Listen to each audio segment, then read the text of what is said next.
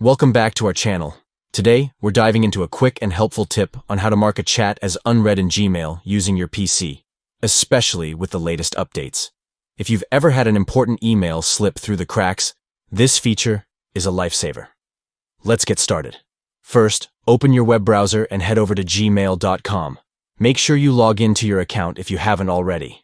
Once you're in your inbox, it's time to locate the email you want to mark as unread.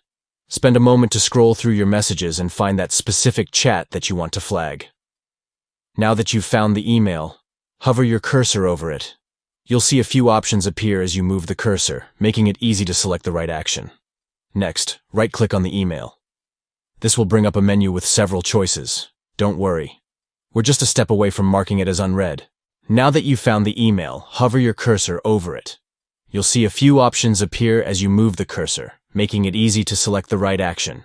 Next, right-click on the email. This will bring up a menu with several choices. Don't worry, we're just a step away from marking it as unread. From this menu, look for the envelope icon.